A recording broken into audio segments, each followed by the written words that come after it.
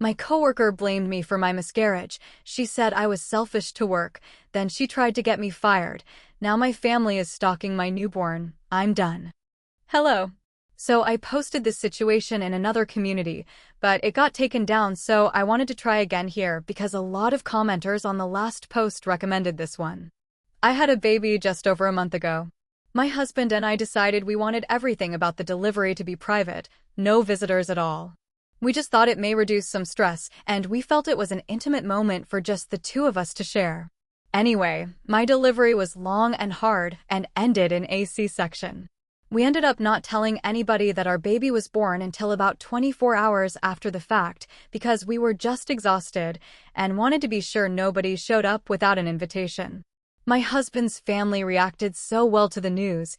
They were super excited for us. My parents did not react well. My dad blew up on us saying we should be ashamed of ourselves, and how dare I break the news so late to them since they helped pay for my college, came to emergency situations, and raised me. My mom then sent me and my husband a message basically guilting us for the decision we made and for not telling them sooner.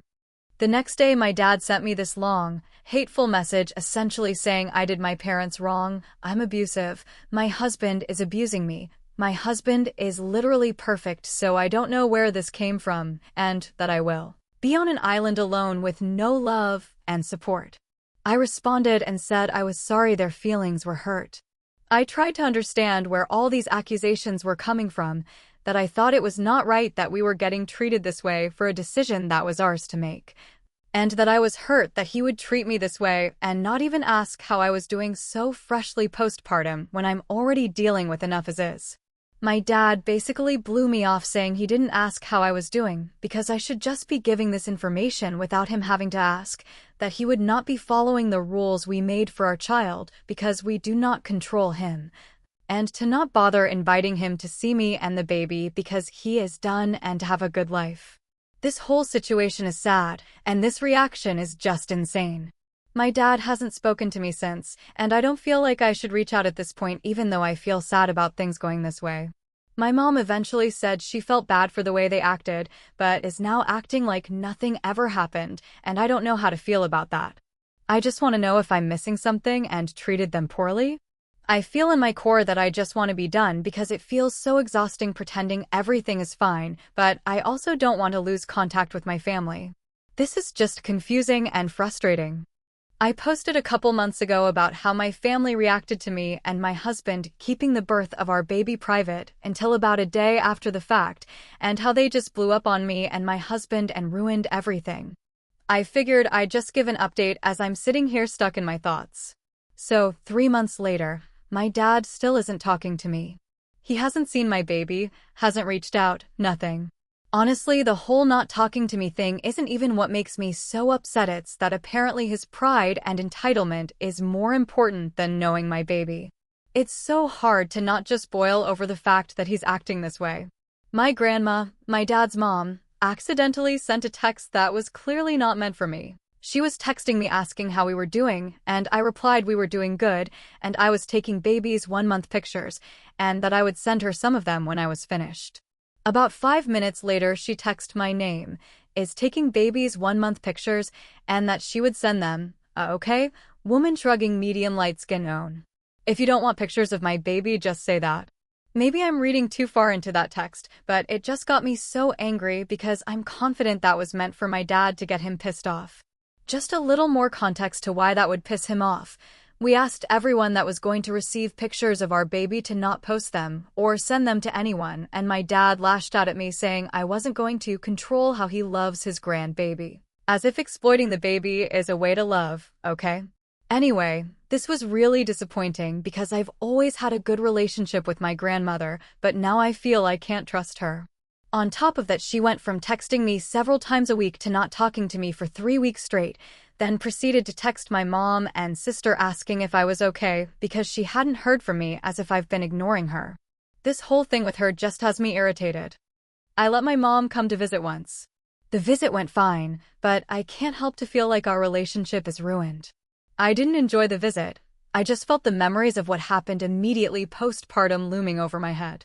I'm just waiting for the day she suggests I reach out to my dad. which I won't be doing. My mom does things that make me so angry, like asking my sister to send her pictures of my baby when she knows the rules are nobody is supposed to send pictures of my baby to anyone.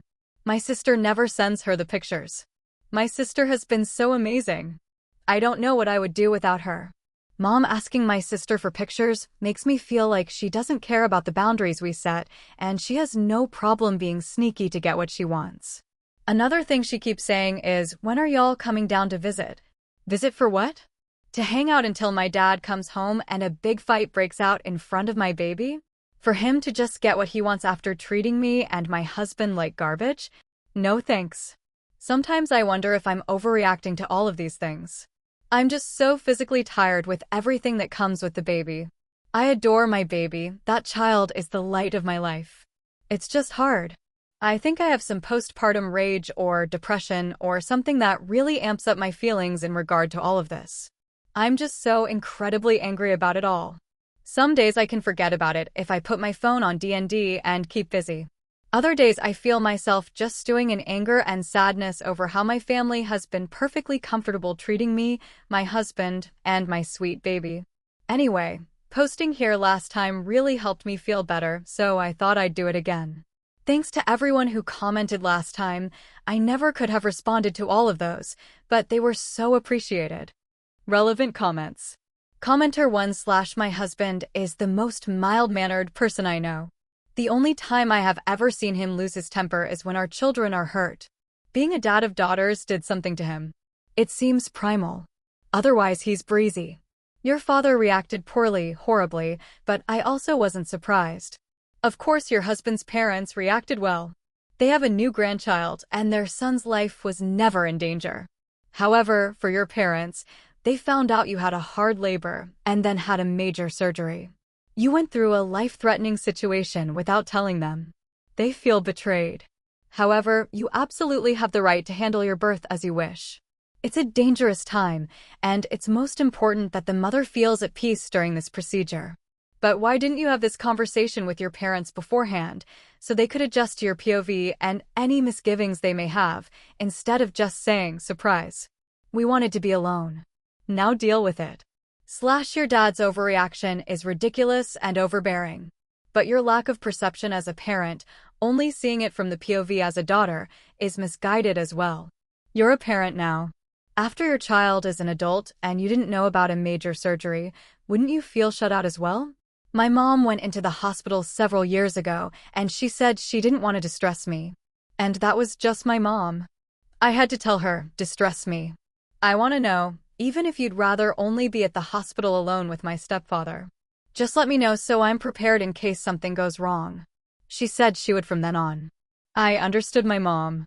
I'm the type who likes to face things alone, and then see others after I've gotten through the situation.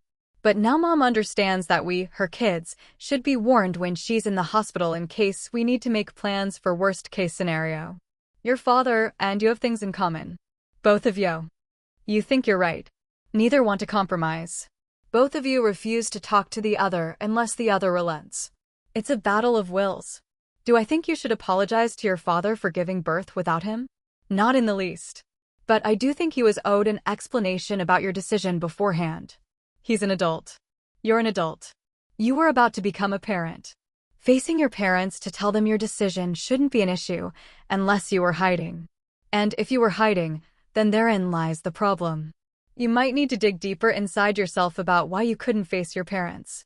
Last, congrats on your baby. The hormones and lack of sleep after giving birth are nightmarish, but it does eventually subside. Eventually, this time of birth will be a blip in your life, like your wedding day. Wedding days seem so important, like the end-all, until you're in the marriage. And then you realize it's just the opening scene of a very long story. And the story has many pages, sometimes average, sometimes sweet, sometimes bitter, but the story is as good or bad as the main characters make it. Birth is like that too. It's a beginning, and then that time fades toward the background with a child's first words, first steps, first day at school, first fights, first loves, graduations, etc. Have a lovely story with your baby. OOP, hi.